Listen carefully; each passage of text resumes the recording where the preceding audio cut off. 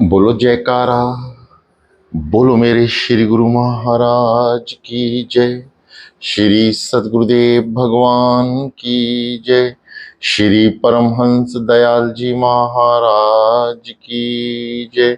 श्री नंगली निवासी भगवान की जय। श्री अद्वैतानंद सच्चिदानंद प्रकाश। आगे एक व्यक्ति ने अर्ज किया कि भागवत गीता में श्री कृष्ण जी ने युद्ध से बचने वाले अर्जुन को युद्ध की बड़ाई दिखाकर रुकता हुआ युद्ध करा दिया। श्री कृष्ण जी जैसी बड़ी हस्ती को यह काम शोभा नहीं देता। क्या ही अर्जुन को समझा बुझा कर सुलह नहीं करा सकते थे। श्री महाराज जी ने फरमाया कि हमने कई मर्तबा समझाया है कि अवतारों के कामों की बड़ी गहरे विचारों से जांच पड़ताल करनी चाहिए।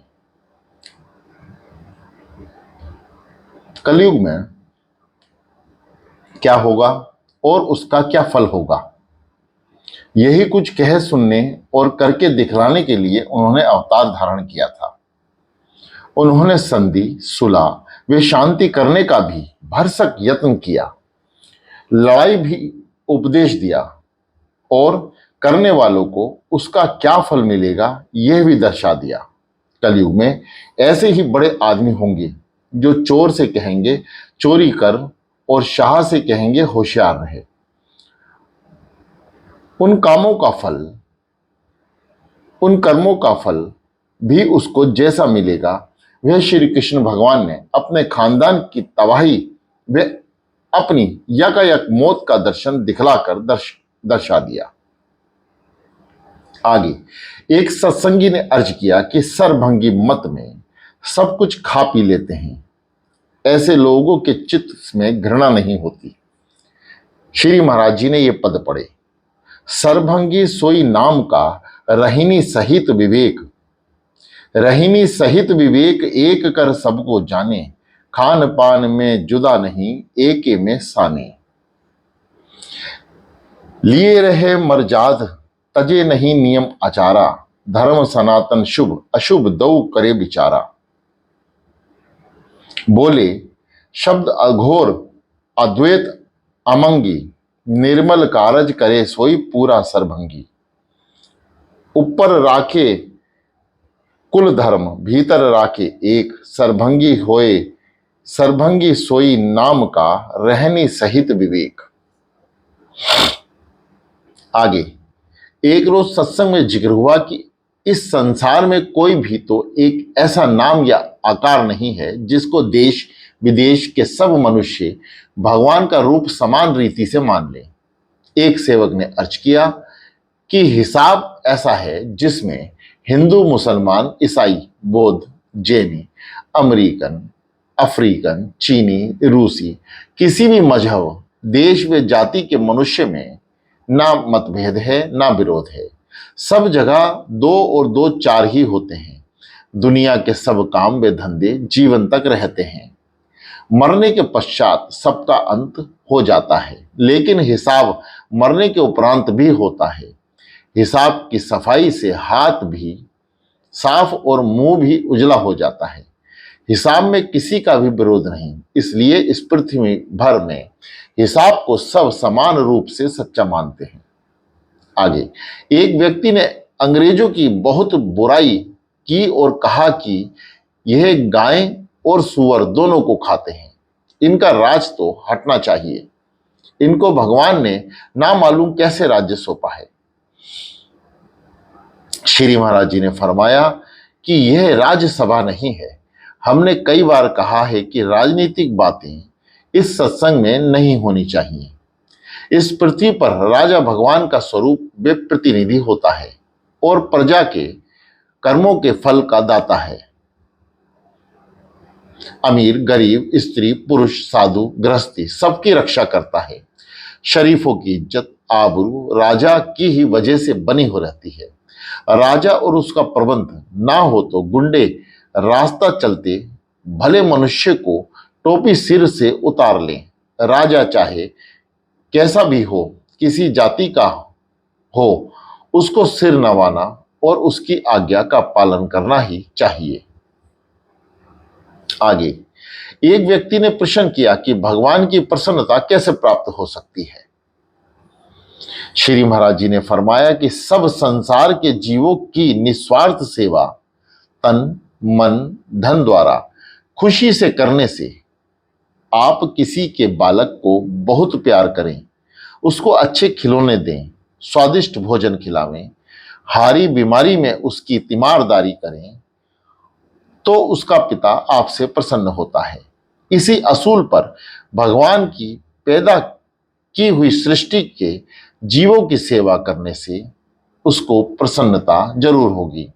पुरुषार्थ करना चाहिए, धन आदि कमाना चाहिए, परंतु सब वस्तु का भोक्ता ना बने। जितनी वस्तु दूसरों के लिए उचित वे यथेष्ट समझते हैं उतने में ही अपना गुजारा करें। यह समझने की जितनी चीजें भगवान ने आपको दी हैं उनसे धर्म पूर्वक सबको लाभ पहुंचावें। दूसरों की सेवा करते समय अपने पराये, जात पात, बड़ाई छोटाई, ऊंच नीच, भले बुरे तक का भी विचार नहीं करना चाहिए। आवश्यकता व अधिकार जरूर देख लेना चाहिए। मसलन एक रोगी को सिर दर्द है, वह दूसरे का अंग कट जाने से खून बह रहा है, तो पहले खून बहने वाले की मरहम पट्टी करनी चाहिए, कहीं बहुत खून बहने से तकलीफ ज्यादा ना बढ़ जावे। ऐसी सेवा करने पर यह ना समझें कि मैं उस पर एहसान कर रहा हूं। जब सब संसार एक अंग है तो करने वाला अपनी ही सेवा कर रहा है, और अपनी सेवा करने में किसी दूसरे पर एहसान जताने की क्या जरूरत है। ऐसे विचार से मनुष्य बुराइयों से भी बच सकता है। दूसरे का तिरस्कार करना ही तिरस्कार समझें। इस सेवा में किसी बदले या स्वार्थ की लेश मात्र भी भावना ना हो। आगे एक रोज इरशाद हुआ कि माता पिता का धर्म है कि अपने संतान को गुरु का धर्म है, अपने चेले को राजा का धर्म है, अपनी प्रजा को योग्य व अधिकारी बना दें। फिर जो कुछ उनको दिया जाएगा वे उसका सदुपयोग करेंगे। अनाधिकारी व अयोग्य पुरुष हर वस्तु का तिरस्कार वे अनादर करते हैं और अच्छी वस्तु खो देते हैं। आगे एक रोज इरशाद हुआ, जहां प्रेम तहां नियम नहीं, जहां नियम नहीं प्रेम, जहां ना प्रेम ना नियम है वहां कुशल नहीं क्षेम। आगे एक रोज श्री महाराज जी ने नवाबजादा अब्दुल रहमान टेरी, जिला कोहाट, सूबा सरहद को एक आयत तकरीम की। ला इलाहा अल बेदांत सुबहान बक इनफक कार तब मफन अलचठल मफन। इस आयत के शुरू वे बाद में 100 बार दारुद शरीफ पढ़ें और 500 बार इस आयत को पढ़ें। अव्वल दर्जा इसको पढ़ना 12 बजे रात के 4 बजे तक के हैं, अगर ये परिश्रमी मनुष्य का काम है। आगे एक रोज प्रेम के संबंध में प्रश्न किया गया। श्री महाराज जी ने फरमाया कि वर्तमान में प्रेम के समझने में बड़ी भूल हो रही है। थिएटर सिनेमा में जो प्रेम दिखाया जाता है, एक दूसरे से प्यार और उससे संबंधित चेष्टाएं की जाती हैं। वेश्या अपने प्रेमी को कितना प्रेम दिखाती है, परंतु यह खुल्लम खुल्ला धोखा तथा ठगी है। स्त्री पुरुष को या पुरुष स्त्री को पुरुष तत्व, सुंदरता, गुण और योग्यता के कारण जो प्रेम करते हैं वह भी प्रेम नहीं हो सकता। यह मात्र पसंद करना हो सकता है। जो अपनी इच्छा अनुसार बतरता है, भली भांति सेवा करता है और अपनी इच्छा अनुसार प्रेम भी करता है, उससे प्रेम करना भी प्रेम नहीं है, यह कामना पूर्ति है। प्रेम में लेना, चाहना, गुण अवगुण नहीं देखा जाता।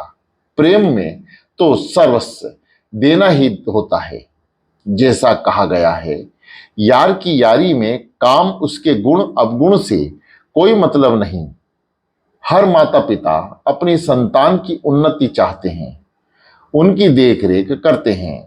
संतान की तरफ से हर प्रकार की जिम्मेदारी अपने सिर लेते हैं, उनके चिर जीवन की इच्छा करते हैं, और जो कुछ भी उनसे सामर्थ्य होती है वे सब संतान के लिए करते हैं। ये सब प्रेम का कारण नहीं, मोह का कारण है। अधिक से अधिक इसे सांसारिक प्रेम का नमूना कह सकते हैं। प्रेम शरीर से नहीं होना चाहिए, प्रेम तो मानसिक भाव है।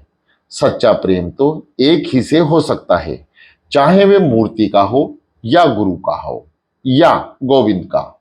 श्री राधा कृष्ण जी का प्रेम आदर्श प्रेम है। आगे एक सत्संग में जिक्र छिड़ा कि लड़कियों को पढ़ना चाहिए या नहीं।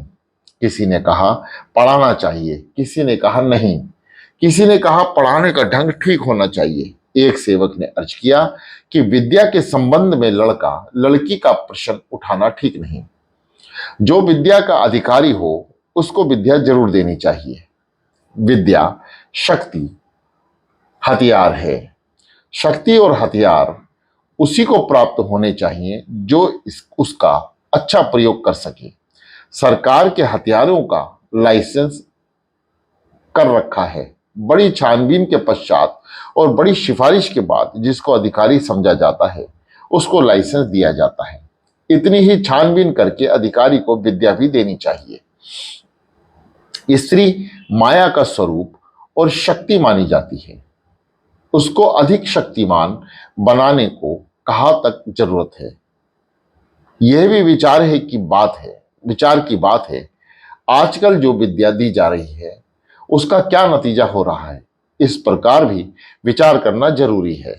प्राचीन काल में स्त्रियां बड़ी बड़ी विदुषी हुई हैं और आजकल भी हैं, लेकिन उनकी कितनी गिनती अब है। शायद प्राचीन काल में भी इसी अनुपात से होगी।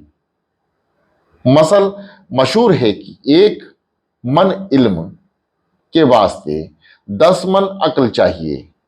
आजकल इल्म तो 10 मन है और अकल शेर भर भी नहीं। ऐसी अवस्था में विद्या का दुरुपयोग ना हो तो क्या हो। कैसा विपरीत हो रहा है। खूब पढ़े लिखे कहीं गोली चला रहे हैं, कहीं नोट और रुपया बना रहे हैं। खूब पढ़े लिखों को नौकरी और वेतन अच्छा मिल जाता है, इसलिए सब पढ़ने पर पिल पड़े हैं। नगद नारायण की सबको धुन लगी हुई है। जैसे भी हो वह प्राप्त हो जाए। सच्चे नारायण मिले या ना मिले, जो कुछ अंतर है वृत्ति में है। उत्तम उन्नति के मार्ग में तो स्त्री पुरुष का कोई भेद रखा ही नहीं है।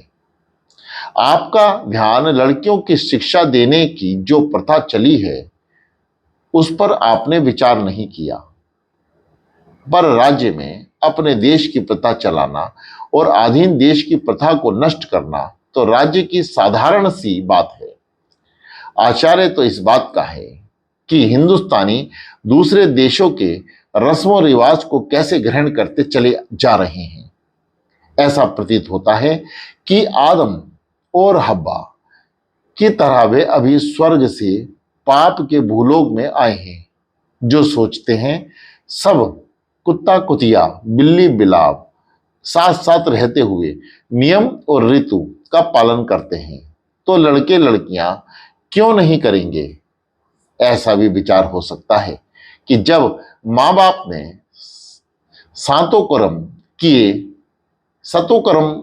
कर्म किए और उनकी कुछ हानि नहीं हुई, तो उसकी संतान ऐसा करे तो क्या हर्ज है। आगे एक मनुष्य ने अर्ज किया कि कारोबार में मैंने बहुत धन लगा रखा है और भी धन जमा है, जरूरत होने पर लगा सकता हूं, मगर मेरे कारोबार में वृद्धि नहीं होती। कभी मजदूर कारखाने में हड़ताल कर रहे हैं, कभी कुछ और अड़चन पड़ जाती है, गाड़ी ठीक तरह से नहीं चलती। कोई उपाय बतलाइए जिससे काम ठीक चले।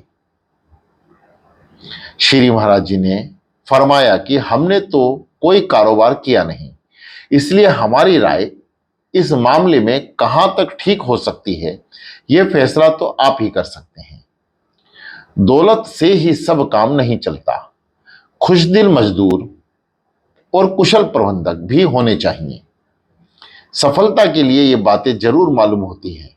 आलस्य त्याग, परिश्रम और कर्म के गौरव को समझना, उत्साह, प्रेरणा, दिमाग यानी सूझबूझ, विद्या, प्राप्त सामग्री का अच्छा प्रयोग, मजबूत और अच्छा माल बनाना, थोड़ा नफा लेना, सस्ता माल बेचने से बहुत निकासी होती है, उस पर थोड़ा मुनाफा लिया जाए तो भी बहुत लाभ हो सकता है। पहले से ही निश्चय करता रहे कि कल, हफ्ता भर बाद, महीना बाद, साल बाद क्या क्या करना है, यानी पहले से कार्यक्रम निर्धारित करना। मजदूरों को धन आदि देकर खुश रखना। मजदूर खुश दिल कुनद कारवेज। जो मजदूर खुश रहते हैं, बहुत काम करते हैं, मेहनत, कोशिश, ईमानदारी से जो धन कमाया जाता है और जायदाद पैदा की जाती है, उससे सुख, नेक नामी, स्वतंत्रता और इत्मीनान पैदा होता है। देश विदेश में नाम फैलता है, प्रतिष्ठा बढ़ती है कि अमुक का माल बहुत बढ़िया है, व्यवहार में बड़ी सच्चाई है, देखो कितनी अचल संपत्ति है, कितने कारखाने और दुकानें चल रही हैं। आगे एक व्यक्ति ने अपने दुखों का रोना आरंभ किया और कहने लगा कि एक के बाद दूसरा दुख पीछे लगा चला आता है, दम लेने की फुर्सत नहीं, इससे तो दम निकल जाए तो अच्छा है। स्त्री बच्चों का मोह है, वरना आत्महत्या कर लूं। श्री महाराज जी ने फरमाया कि ज्येष्ठ आषाढ़ की गर्म लू में किसान खेतों को जोतता है, चोटी का पसीना एड़ी तक आ जाता है। क्वार की तेज धूप से फिर जुताई आरंभ होती है, पटेला फेरा जाता है, फिर बुआई होती है। पोष के कड़कते जाड़े में 2-2 बजे रात तक कुआं चलता है, ऊपर से पाला, नीचे हर समय पानी में पांव रहने से पैरों की खाल सफेद पड़ जाती है। रात भर दरिंदों और चरिंदों और दिन में परिंदों की रखवाली करता है। जब खेती पक कर तैयार होती है तो उसका भी जी खुश होता है। जब काटने का समय आता है तो कितने आनंद से अपनी करनी के फल को पाकर खुश होता है। क्या उल्टी बात है कि आप कर्म करते समय तो खुश और आनंद में रहें, जब उसके फल मिलने का समय आया तो आप दुखी हो रहे हैं। परमात्मा के धन्यवाद का अवसर है कि उन कर्मों का प्रायश्चित होता है। अगर ऐसा ना होता तो बुरे कर्मों से छुटकारा और अच्छों में रुचि कभी नहीं हो सकती। यही समय है जब मनुष्य को बुरे कर्मों से घृणा और अच्छों में रुचि होती है। अगर ऐसा ना होता तो एक जीवन का तो कहना ही क्या, जन्म जन्मांतर तक भी मनुष्य अच्छाई की तरफ नहीं झुकता। आगे एक व्यक्ति ने अर्ज किया कि विलायत में राजा का प्राण निकलते ही उनके स्थान पर दूसरा राजा स्थापित कर देते हैं, तब मरे को दफन करते हैं। हिंदुस्तानी ग्रंथों में भी ऐसा ही पढ़ा है कि 1 मिनट को भी देश राजा रहित नहीं होना चाहिए। राजा में ऐसी क्या बात है और राजा ना होने से क्या उपद्रव हो सकता है। आजकल तो बहुत से देशों में राष्ट्रपति बड़ी खूबी से काम चला रहे हैं।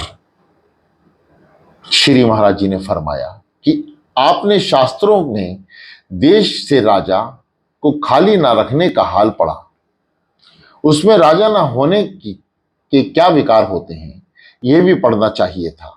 ग्रंथों में वर्णन है, पहला, जहां राजा न हो वहां वर्षा ठीक प्रकार से नहीं होती।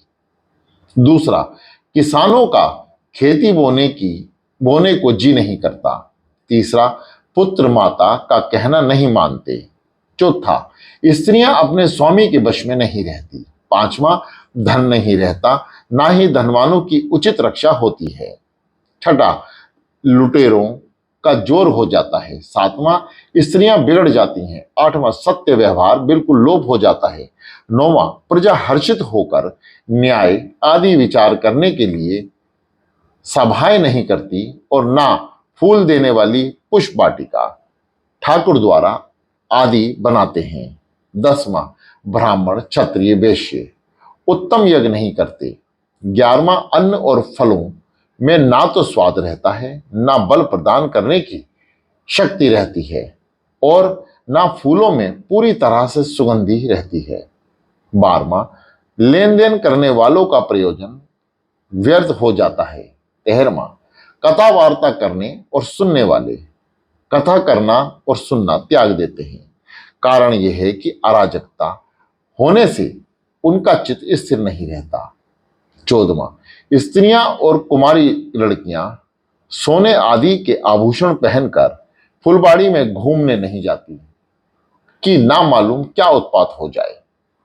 15वां, बड़े दांत वाले हाथी और 60 वर्ष से अधिक आयु वाले हाथी नहीं रहते।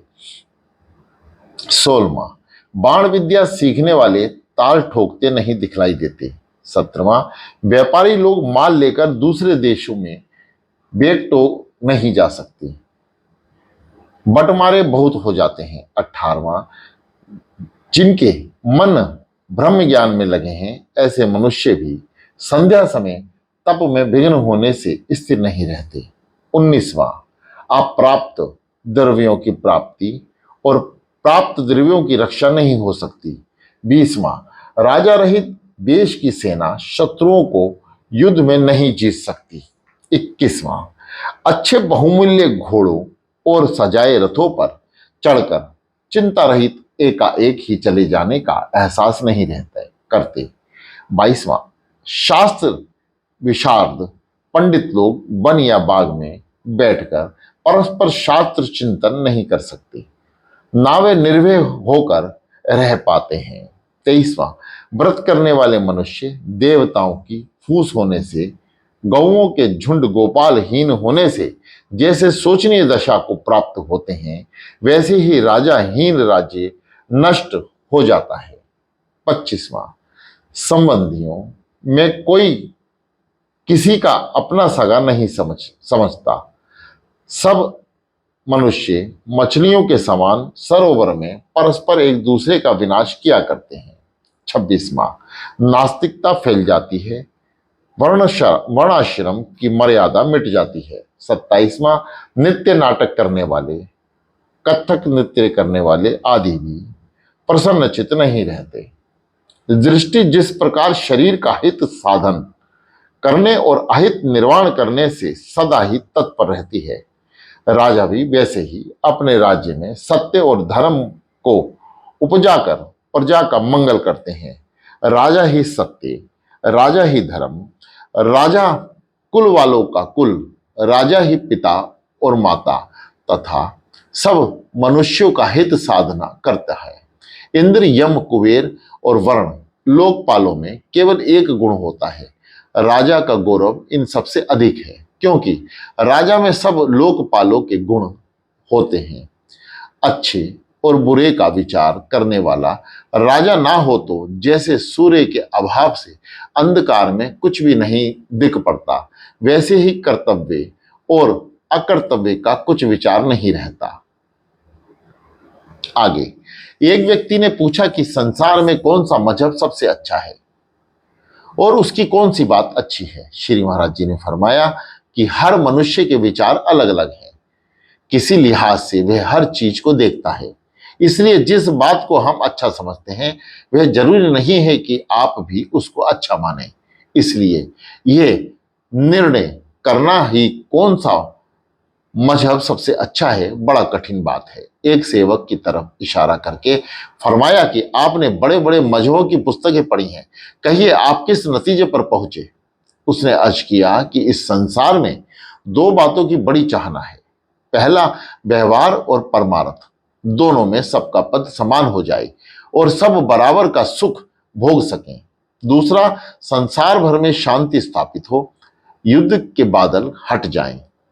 इन आशंकाओं के प्राप्त करने में किस किस मजहब के असूल सहायक हैं, किस किस के बाधक हैं, फिर सबका बराबर कैसे माने। हिंदुओं में जाति पात का विभाग बाधक बने जाते हैं। ईसाई मजहब में अधिकतर अमेरिकन और यूरोपवासी हैं, जिनका मौज मेला हिंदुस्तान, चीन, मलाया, ऑस्ट्रेलिया, अफ्रीका, अमेरिका देशों में बटोरी हुई धन संपत्ति से चल रहा है। यह सहारा भक्ति जब तक चल जाए तब तक है, ठहराव नहीं। इसी मौज मेला में के लिए अपना देश छोड़कर दूसरों की छाती पर मूंग दल रहे हैं। हिंदुस्तान आदि दूसरे देशों में जो ईसाई हुए हैं, उनको फटी धोती कुर्ता व टोपी की जगह नई पतलून कोट व टोप जरूर मिल जाता है, मगर राज की सहायता अस्थिर होती है। राजश्री कब तक किसकी हुई है, यह तो घूमती फिरती छाया है। दृढ़ रीति से शारीरिक या मानसिक उद्धार ना हो, इस मजहब वाले सुख भोगने के लिए ही दूसरे देशों पर कब्जा किए बैठे हैं। इसी वजह से युद्ध के बादल उमड़ घुमड़ रहे हैं। हिंदुस्तानी अकाल और महामारी के समय भूख प्यास से तंग आकर या जोर दबाव डर से या संसारी लाभ के लिए ईसाई या मुसलमान होते हैं। मजहबों की भूख मिटाने को थोड़े ही दूसरे मत में गए होंगे। बड़े मजहबों में इस्लाम सबसे अंत में प्रकट हुआ है। उससे किसी कमी का पूरा करने के लिए समानता और असूल जोर से फैलाया, लेकिन यह समानता ऊपरी और बाहरी है। साथ खा लो, साथ पी लो, नमाज पढ़ लो, आपस में विवाह कर लो। किसी भी दूर देश में मुसलमान रहता हो, वह दीनी भाई है। लेकिन इस संगठन की तरह में जो राजनीतिक स्वार्थ छुपा हुआ था, वह समय पाकर प्रकट हो गया और उसकी आड़ में जिहाद और मारधाड़, लूट खसोट जो शांति के विरोधी हैं, ऐसे खुल्लम खुल्ला फैले कि और किसी मत में नहीं पाए जाते। व्यवहार में वे सबको बराबर ना कर सके। पहले फटी धोती थी तो मुसलमान होने पर फटा पजामा हो गया। कुछ वस्तु जैसे आग, सत्यानाशी, जमासा और घास फूस मौसम और ऋतु के सहारे पर फलती फूलती है। मौसम बदला और वस्तु घटी, परंतु सच्चाई ही स्थिर रहती है और अंत में फैलती है। मुसलमानी राज्य का हिंदुस्तान में कितना वैभव था, लेकिन पद दलित हिंदुओं ने ही धीरे धीरे उसकी जड़ पोली कर दी। अंग्रेजों ने तो मरे शिकार पर उसका कुछ भेद ना खोला, ना पता चला। मूर्ति राजा का विरोध, गाना बजाना, नाचना बंद हुआ, मगर धीरे धीरे मान्य खुर्द कौम में इनका रिवाज फिर से चालू हो गया। मूर्ति की जगह कब्र पूजी जाने लगी। लोग तो हजरत अली और हजरत हुसैन का इसी तरह से आदर करते और मानते हैं, जैसे सनातन धर्मी श्री राम व श्री कृष्ण को और रोमन कैथोलिक माता मरियम और हजरत ईसा को और बौद्ध बुद्ध भगवान को मानते हैं। बौद्ध मत हिंदुस्तान से निकला है, लेकिन इसका विस्तार उन देशों में अधिक हुआ है जहां जात पात का भेद ना था, लेकिन रहनी सहनी सबकी समान ना हो सकी। अहिंसा का असूल इस मत से दूर है। खास तौर से चीन, इंडोचीन में बौद्ध सर्व आहारी है।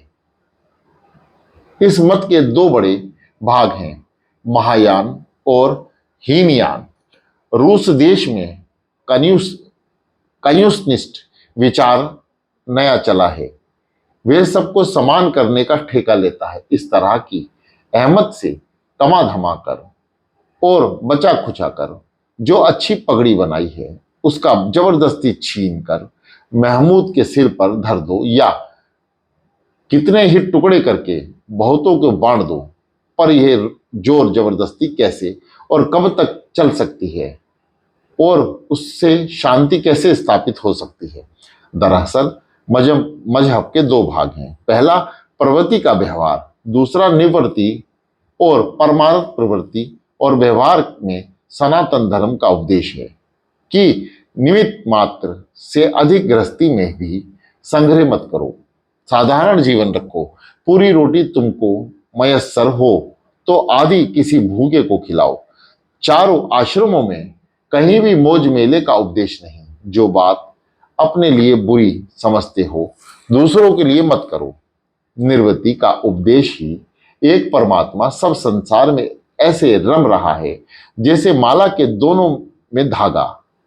जीवनधारियों में ही नहीं बल्कि जड़ चैतन्य जो कुछ संसार तिनके से लेकर ब्रह्म तक है उसी का पसारा है और उसी के सहारे है।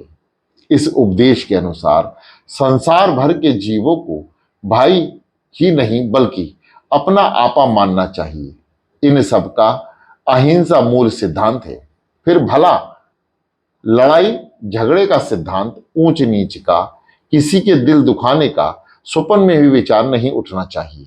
जहां ये बातें हो वहां शांति एक दफा नहीं बल्कि ओम शांति 3 दफा मांगी गई। भूत वर्तमान भविष्य तीनों काल हैं। ओम भूर्भुवः स्वाहा तीनों लोकों में होनी चाहिए। ऐसे ऊपर के लोकों में शांति अशांति का अंतर ही नहीं। इसके समान जाति पाति कौम मजहब वर्ण आदि ठहर भी कहा सकते हैं। जिस मजहब में सांप को दूध पिलाने का उपदेश हो, बिच्छू और शेर को भी ना सताने की आज्ञा हो, वृक्ष का पत्ता भी ना तोड़ा जावे, ऐसे मजहब में कौन मध्यम, कौन उत्तम, कौन न्यून, कौन उच्च और कौन नीच कहा जा सकता है। यह तो मजहब का खुल्लम खुल्ला उपदेश है जिसमें किताबें रंगी पड़ी हैं। इन असूलों का मुकाबिल यानी कत्ल उल बीजी, कत्ल उल अजीजी के असूल से या आंख के बदले आंख निकालने के उद्देश्य से या गाय बकरी भेड़ भैंस चूल्हा बिल्ली कीड़े मकोड़े पतंगे जो मिले सबको भक्षण कर जाओ वाले असूलों का व्यवहार से क्या हम खुदा की चुनी हुई कौम हैं और सब संसार रगड़ खगड़ के ऐसे उपदेशों से सच्चा मेल कैसे हो सकता है। सनातन के असूलों पर कोई चले या ना चले मजहब इसका जिम्मेदार नहीं ठहराया जा सकता। इससे प्रकट है कि सच्चा मेल कराने वाला संसार भर में घृणा दूर करने वाला असूल तो सनातन धर्म का ही दिख पड़ता है। जड़ चेतन सब पदार्थ तिनके से लेकर ब्रह्म तक में यह समाया हुआ है। इस निश्चय से अपनी गृहस्थी मत कुटुंब जाति देशवासी और पृथ्वीवासी ही नहीं बल्कि समस्त संसार में प्रेम और समानता का उपदेश मिलता है।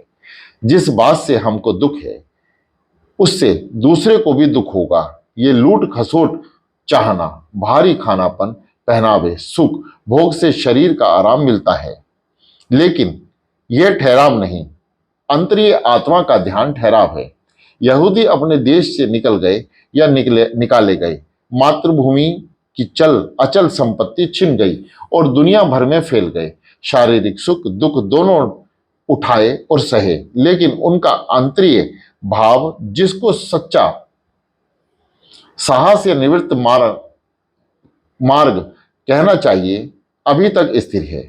ये गति परासियों की है, उनको भी अपना देश छोड़ना पड़ा मगर जहां भी अपने निवृत्ति पद जमे और डटे हुए हैं। सनातन धर्म की तरह इन दोनों मतों में अपने मत में किसी भी घुसेड़ने की कोशिश नहीं की, किसी को भी घुसेड़ने की कोशिश नहीं की, ना शेर के साथ उपदेश दिया ना किसी को बाधक हुए। पारसी मत में तो मुनासिब ही नहीं मुमकिन है। हजरत जरयुष्ट भी नया मत चलाने से पहले सनातन धर्म के असूलों के बिल्कुल पाबंद थे। इसी प्रकार सिख मत भी सनातन धर्म का अंग है। इस मत में गुरु को सनातन धर्म रक्षक थे। जब ये मत चालू हुआ तब हिंदू और मुसलमान दोनों मतों के संघर्ष हो रहा था। इसलिए आखिर में 5 गुरुओं ने समय के भेद या जरूरत के लिहाज से तलवार और जवाब तलवार से देने के असूल पर चलना आवश्यक समझा। लेकिन इसका कितना भारी प्रयाश्चित उनको करना पड़ा और कितना खामियाजा भुगतना पड़ा, यह भी गौर करने की बात है। करीब करीब सब बड़े मजहबों में की उत्पत्ति का समय और हरेक के चलाने वाले का पता है। बौद्ध मत हजरत ईसा से 6 सदी पहले श्री सिद्धार्थ गौतम ने चलाया। जैन मत 8 सदी पहले तीर्थकारों ने चलाया। इस्लाम हजरत की 7वीं सदी में हजरत मोहम्मद ने जारी किया। यहूदी मत हजरत इब्राहिम के समय से चला है और उससे भी ऊपर हजरत आदम से माना जा सकता है, और पैदाइश की किताब में हजरत मत के जारी होने का समय भी निकल सकता है। सिर्फ सनातन धर्म ही ऐसा है, ना तो उसके जारी होने के समय का पता चलता है, ना ये पता चलता है किसने जारी किया, और अब तक बराबर चालू है। इसको इसलिए सनातन धर्म कहते हैं। सनातन धर्म की कई रस्में यहूदी मत में हैं। यहूदी का मत ही कई रस्में इस्लाम में है। इसमें पता चलता है कि पहले निकले हुए या चालू मत से दूसरे ने, और दूसरे से मत की कई रस्में इसमें है, इल्म है। इससे पता चलता है कि पहले निकले हुए या चालू मत से दूसरे ने और दूसरे के तीसरे ने, इसी तरह से सिलसिलेवार एक से दूसरा बातें और रस्में लेता चला आया है। उन रस्मों को बराबर कायम रखने का यत्न जारी है। इस बातों को लेकर बहुत बहस होती है। फिर फला मत जीव को अलग मानता है, फला जीवात्मा और परमात्मा का अंश मानता है, फला दोनों को एक मानता है। ये बात इस तरह से है कि उन महात्माओं ने अपना सच्चा अनुभव और निश्चय प्रकट किया। जब इनको जिस प्रकार दर्शा वैसे उन्होंने लिख दिया। ये कह दिया, दर्जे दर्जे और अवस्था अवस्था की बात है। इस पर बहस करना दुरुस्त नहीं। योग वशिष्ठ जी ने इस मामले को बड़ी अच्छी तरह से समझाया है। हजरत ईसा यहूदी थे। यहूदियों का विरोध इस बात पर नहीं था कि हजरत ईसा अपने को खुदा का बेटा मानते थे या पक्के यहूदी ना थे, बल्कि इस बात पर था कि हजरत मूसा के असूलों को लेकर तौरते के अनुसार उपदेश करते थे, बल्कि अपने ख्यालात और निश्चय के ऊपर उपदेश करते थे। आगे एक व्यक्ति ने कहा कि अंग्रेज आजकल कैसा अत्याचार कर रहे हैं कि जो आंदोलन में भाग लेता है, चाहे वे कैसा भी बड़ा आदमी हो, उसे पकड़कर काले पानी भेज देते हैं। श्री महाराज जी ने फरमाया कि नीति शास्त्री का वचन है कि पहला, जो रोगी वेद के कहे अनुसार ना औषधि खावे, ना परहेज करे, उसको वेद ना दवा दे, ना उसका इलाज करे। दूसरा, जो शिष्य गुरु की आज्ञा ना माने, गुरु उसको उपदेश ना करे। तीसरा, जो पुत्र माता पिता की अवज्ञा करे और उसकी सेवा पालन ना करे, माता पिता उसको अपनी कमाई का भाग ना देवें। चौथा, जो मनुष्य राजा की आज्ञा पालन ना करे और राजद्रोह और उसको देश से निकाल दे। बोलो जयकारा, बोलो मेरे श्री गुरु महाराज की जय।